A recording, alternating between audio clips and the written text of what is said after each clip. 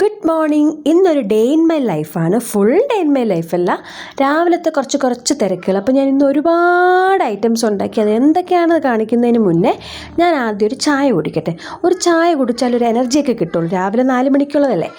അപ്പോൾ ചീരത്തോരൻ അരിഞ്ഞു, ചീരത്തോരൻ വെച്ചു മറ്റൊന്നിൽ കടല വേവിച്ചു, പിന്നെ ചോറ് റെഡിയാക്കി. ഞാൻ നിങ്ങൾക്ക് മുന്നേ പറഞ്ഞിട്ടുണ്ട്, എനിക്കൊന്ന് റെഡിയായി കഴിഞ്ഞാൽ അടുത്ത് വയ്ക്കാനായിട്ട് ഞാൻ തൊട്ടടുത്ത് തന്നെ വെച്ചിരിക്കും. അപ്പോൾ കടല വേവിച്ചു. കടല ദേശൂന്ന് സൗണ്ട് കേൾക്കുന്നുണ്ട്. ചീരത്തോരൻ ഒന്നിൽ റെഡിയായിക്കൊണ്ടിരിക്കുകയാണ്. അപ്പോൾ കടല വേവിച്ചതിന് ശേഷം ഞാൻ ചട്ടി വെച്ചു. എന്തിനാ? മീൻ കറിക്ക്. അപ്പം മീൻകറി ചട്ടി വെള്ളം മാറുന്നതിനിടയ്ക്ക് ഞാൻ പപ്പായ അരിഞ്ഞു എരിശ്ശേരിക്ക് വേണ്ടി. അപ്പം മീൻ കറി റെഡിയാകുമ്പോൾ അതിനെ വയ്ക്കാമല്ലോ, അങ്ങനെ. അപ്പോൾ കടുക്, ഉലുവ ഇതൊക്കെ ഇട്ട് ഞാൻ മീൻ കറി വെച്ചിട്ടുണ്ട്. പിന്നെ ബ്രേക്ക്ഫാസ്റ്റിന് അപ്പവും ചിക്കൻ കറി ഉണ്ടാക്കാനായിരുന്നു പ്ലാൻ.